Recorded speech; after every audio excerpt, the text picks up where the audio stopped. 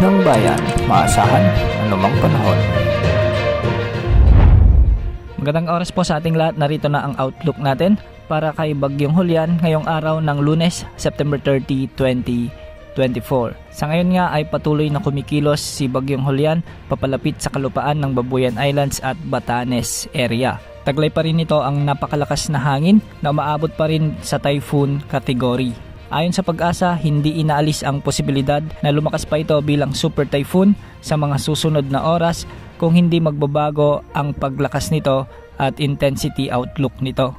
Makikita nga natin sa ating wind model na posibleng daanan nito ang bahagi ng Babuyan Islands o di kaya naman ay sa bahagi ng Batanes Island o di kaya naman ay sa Basco Batanes, sa Sabtang o di kaya sa Ivana. Ang mga lugar na ito ay matinding pinag-iingat sa mga posibleng pinsalang dadalhin ng napakalakas na bagyong si Julian at mga pagbaha na posible nitong dalhin sa mga mabababang lugar. Samantala makikita rin sa rainfall outlook mula sa ginagamit nating wind models na ang northern tip ng Northern Luzon ay makakaranas pa rin ng malalakas na paghampas ng hangin at malalakas hanggang sa matitinding pag-ulan dahil sa patuloy na paglapit ni Bagyong Julian.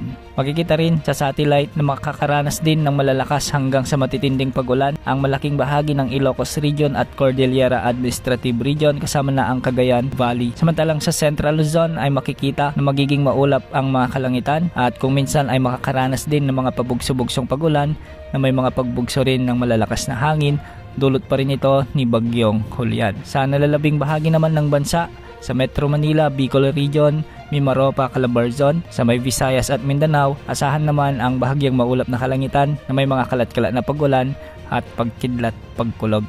Hindi na ito direktang epekto ni Bagyong Julian, kundi ito ay mga localized thunderstorms. Base naman sa inilabas na weather advisory ng Pag-asa, ngayong araw ay posibleng makaranas ng intense to torrential rains o katumbas ng mahigit 200 mm ng mga pag-ulan ang mga lalawigan ng Batanes, Babuyan Islands at Ilocos Norte.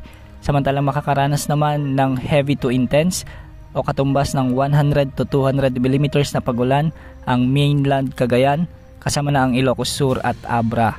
At makakaranas naman ng moderate to heavy o katumbas ng 50 to 100 mm na pag-ulan ang mga lalawigan ng Apayao, La Union, Mountain Province, Benguet, Pangasinan, Zambales at Bataan. Kung atin naman titignan ang forecast track na inilabas ng Pag-asa ay posible itong kumilos ng hilagang kanluran sa mga susunod na araw at kikilos ng pahilaga. Posible itong lumabas ng ating area of responsibility sa Thursday o Huwebes at posibleng tumungo sa Southern Japan o sa southern part ng South Korea. Yan ang update sa lagay ng panahon. Ito pong weather update ng bayan, maasahan anumang panahon.